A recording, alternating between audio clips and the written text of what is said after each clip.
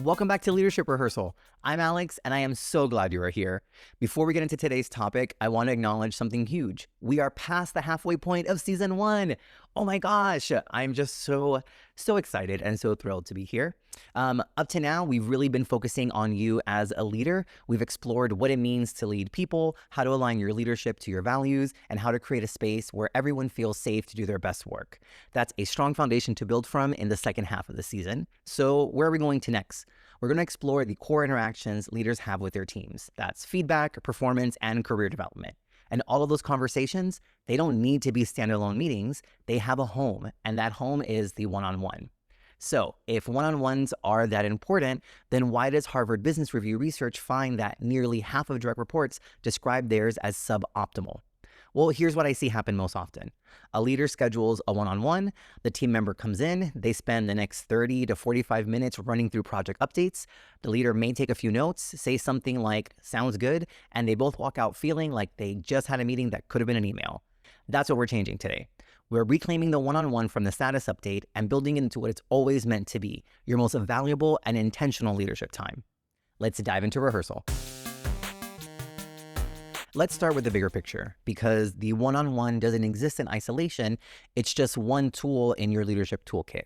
So you have a range of ways that you communicate with your team. You have team-wide touch points, such as town halls, stand-ups, and huddles. And these are the spaces where you communicate with everyone and share updates, align on priorities, and create shared context. Then you have project-specific meetings, which are working sessions focused on a specific deliverable, a launch, a goal. You get it. And then you have individual communication, the ways you stay connected with each person on your team as an individual, not just as a contributor to the work. The one-on-ones live in that third category, and it's your primary individual communication tool. Now, part of becoming an intentional leader is thinking through, how are you balancing all three of these? How much time are you dedicating each month to your team, to the work, and to the individual people doing it? When you map that out and build it into your calendar, it creates consistency and predictability. Your team knows what to expect, when they will hear from you, and when they have dedicated time with you. That predictability itself is a leadership behavior. Now, the one-on-ones fit into that rhythm, and how it looks depends on a few things. So let's explore the building blocks, and then we will build how your one-on-ones will actually work. The first building block is understanding what a one-on-one is and what it isn't. A one-on-one is dedicated, protected time between you and a team member, not the place where you run through task lists and make sure everything is moving. There are better tools for that, like email, Slack, or my personal favorite, a team huddle. When you let status updates take over a one-on-one, you're spending your most intentional leadership time on the things that need it the least. What a one-on-one is, at its core, is a consistent deposit into your relationship bank account. The recurring space where you invest in the person, not just the work, and where you shift the focus away from the deliverable and onto the person delivering it. So here's a practical case for protecting it. When leaders don't have a dedicated container for these conversations, they end up either scheduling a separate meeting for every topic, a feedback meeting, a performance conversation, a career check-in, or those conversations never happen at all because there's never a right time or don't have enough time. The one-on-one consolidates all of that. It's where you follow up on all of these things without adding to an already crowded calendar. It's not a magic pill, it's just a tool. And like any tool, it is only as effective as how you use it. So here's the data.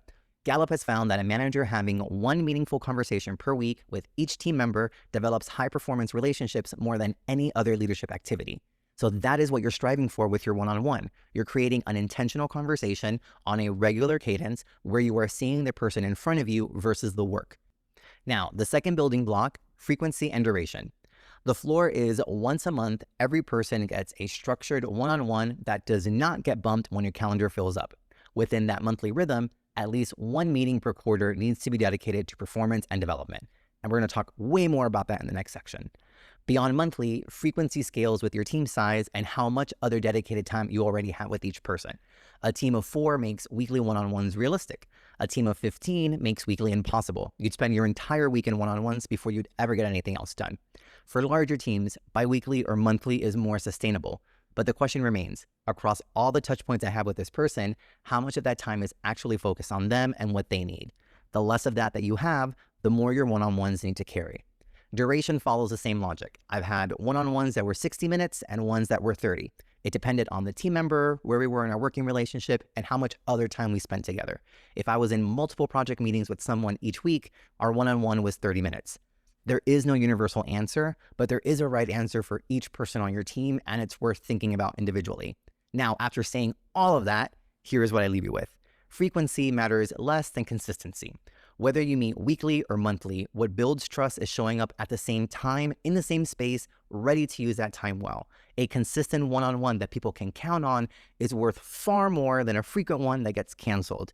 And when you set or reset the expectation for what this time is for, you give the meeting a purpose that both of you can hold on to. So what goes inside the one-on-one and how do you show up for it? I want to start with something I experienced as an individual contributor because I think it gets to what we're trying to avoid.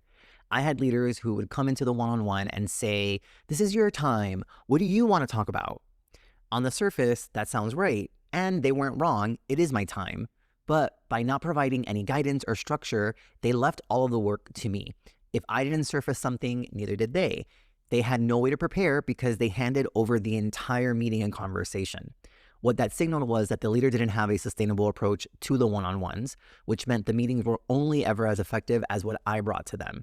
And without a way to prepare, they would walk in with the noise of the day clouding the conversation. What I advocate for is a shared agenda, one that the leader designs to provide structure and set expectations, while the ownership of coming prepared to fill it in belongs primarily to the team member. The leader is designing the container and the team member drives the conversation. This balance signals that the time belongs to them and that you are equally invested in using it well. Here's what I'd recommend as a starting structure and why.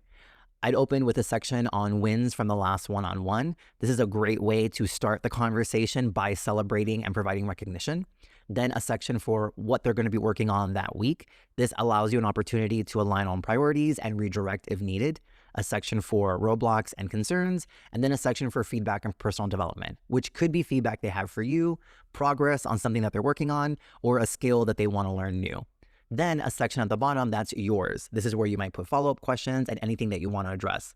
This is where I might note that I'm taking time off and want to make sure we're aligned on priorities before I'm out. The flow is designed by you and the conversation is run by them. Here's what this looked like with my team. We met weekly and kept a running shared spreadsheet. Each month had a tab, and within that tab was an agenda for the 4 one-on-ones we would have. At the top, a simple project tracker where they could list all of the active work they were working on and drop updates before we met. We use a red, yellow, and green color system, so we didn't review it together unless something moved colors and it was my first time seeing it. This allowed me to stay informed without eating into our conversation. I asked them to fill in their sections before we met so I could review it and come prepared. Over time, that document became the connective tissue for assessing performance. It provided continuity from meeting to meeting, a record of decisions for accountability, and a reflection of how they were growing. Now, in the previous section, I mentioned having at least one performance-focused conversation each quarter. If you are meeting monthly, you have 3 one-on-ones in a given quarter. Use the first 2 as described and reserve the third for a performance and development conversation. This one will focus more on how they are progressing through their work, their growth, and any other feedback. Though it may feel formal, this doesn't replace your organization's review process. If anything, it's going to make it easier because you're building a consistent rhythm and not saving feedback for a formal conversation, sometimes 11 months in the future. And when you do this consistently, your formal review becomes a summary of what you've already been talking about all along. This is how you maximize your time and one-on-ones. All right, it is now time for the solo rehearsal. As usual, there is a link to a worksheet in the episode description. Make sure you grab it before we continue. You can either listen all the way through or stop me as we go. The choice is always up to you. Today's exercise is called Build Your One-on-One. This is going to give you an opportunity to either create your one-on-one agenda or strengthen what you are currently doing. Let's begin. Step 1, assess your current communication rhythms. Look at your calendar for the month and assess how much time you're dedicating to your team as a whole versus how much time you're dedicating to the individuals. So you look at meetings like all hands, huddles, individual project time, so on and so forth. You want to understand what's working and where the gaps are before you design your one-on-ones. And you may find that you may need to add some team touch points or individual touch points to really make this all work in tandem. Step 2, design your standard structure. Based on your team size and what you found in step 1, decide what your standard cadence and duration is going to be. Again, monthly is the minimum. If your calendar and team size allows it, commit to more. Weekly would be the gold standard. Write down your default frequency and duration, and identify when or which one-on-one will be your dedicated performance and development conversation. This is your baseline for every team member. Step 3, fine-tune for each individual. Look at your team person by person. Does the standard work for everyone right now, or does someone need something different? A new team member might need weekly or longer one-on-ones until they find their footing. Someone you work alongside closely across multiple meetings may need less time. I've had moments where my team had slightly different one-on-one rhythms based on the support that they needed. Write down any adjustments and note what would trigger a change. Step 4, build your agenda. Design the shared agenda you will use and where it will be housed. Do you want this to be a formal document they fill in or a list in a calendar invite? For the agenda, I recommend wins, priorities for the week or month, roadblocks and concerns, feedback or personal development, and a section for you. Then ask yourself, does your quarterly performance conversation need a different agenda? Maybe you want to model off of your organization's performance cycle or something else. If so, sketch that out separately. Ultimately, you're molding this based on your team, anything your organization may prioritize, and if you are covering any of this in another format.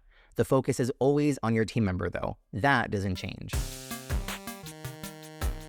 Yay, we have made it to the end. It is now time for the team rehearsal. And for this week, we're going to be sharing the new one-on-one agenda. So you have your structure. Now it's time to introduce or reintroduce it. You want to bring your team together and walk them through how you're thinking about your one-on-ones going forward.